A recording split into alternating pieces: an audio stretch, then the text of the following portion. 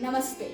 The role of Mata is a significant role played by women. Our Vedas honor this feminine aspect of Divine Mother by recognizing not just one but 7 types of mothers given the vital role they play in our lives.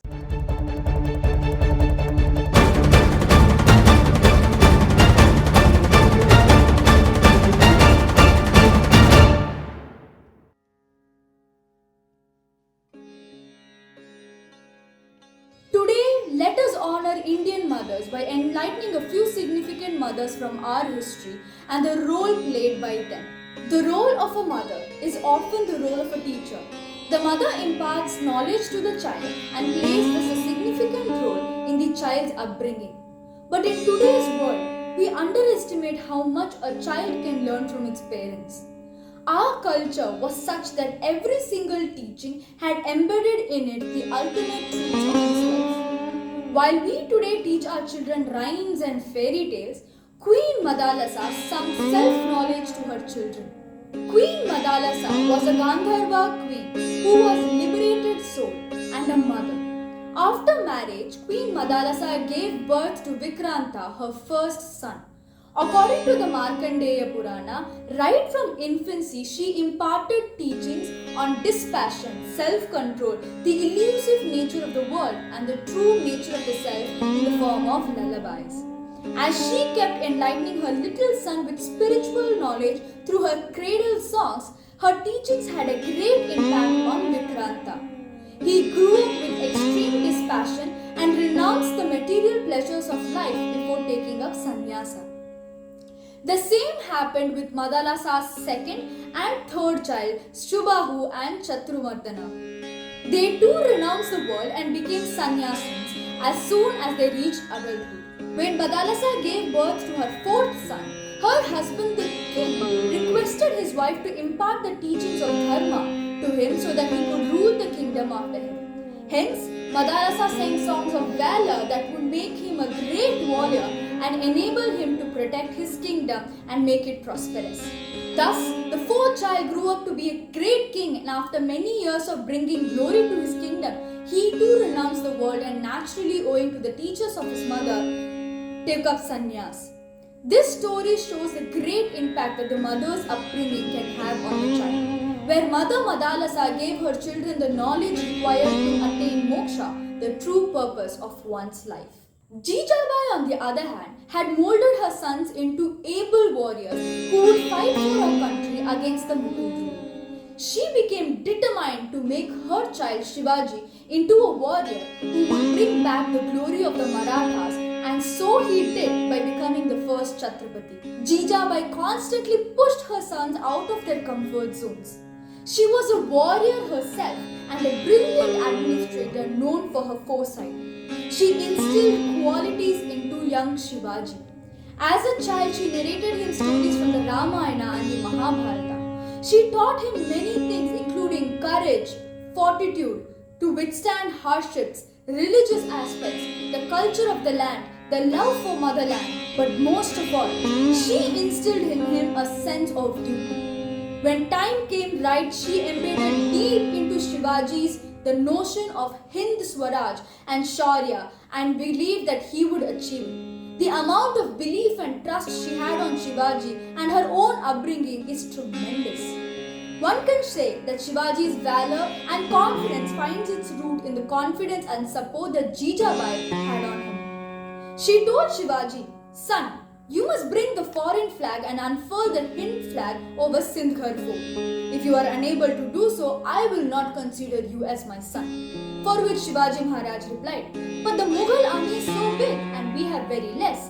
We cannot defeat them right now. We need to wait." For this, the angry mother said, "Okay then, you wear bangles and sit in the house. I myself will march to the fort and throw away that flag." Astonished by the answer, Shivaji Maharaj immediately called for his army and launched a strategic attack which gave him the historical win over the Sindhgarh fort.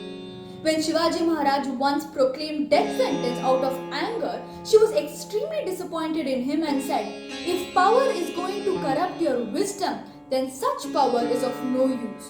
You would only be like another sultan." Most of us know her as Shivaji Maharaj's mother, but she was also the Rajamata. She was an extremely efficient administrator who always cared for the betterment of her people. And mind you, she had an extremely difficult life. She was separated from her father, then from her husband when she was 7 months pregnant with Chhatrapati Shivaji Maharaj, and was also separated from her elder son who went with his father.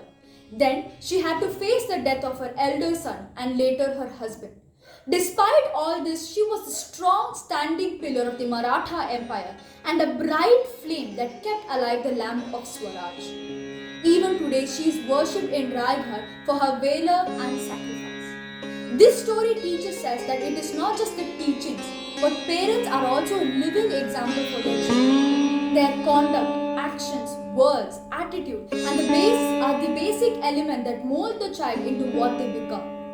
While paying tribute to the Indian mothers, we absolutely cannot leave out the mothers of the Sikh community who strongly resisted the Mughal invasion and more importantly their conversion to Islam. It is said that the women folk were threatened with the killing of their children if they do not convert. However, they did not budge and stayed true to their belief and faith. Such is the strength of the mother. Although no one can justify the valor of Sikh mothers with just one story, this one story of Mata Gujri will teach us a great lesson on parenting. Mata Gujri was the mother of Guru Gobind Singh and the wife of Guru Tegh Bahadur. Once they were on the run when Mata Gujri, along with her grandchildren, the brave Baba Fateh Zorawar Singh and Baba Fateh Singh got separated from their group and got captured. The Nawab called for the children who were merely 9 years old and 6 years old and asked them to convert to Islam or to face death. The children who had been embedded with their faith and the stories of valor of their father and grandfather refused to convert. The king, thinking that they were only children and not understanding what he meant, ordered them to send back to their grandmother Mata Gujri so that she may change their mind in order to save their lives. When they met their grandmother, they narrated their story. Mata Gujri praised her grandchildren for their show of loyalty to their faith.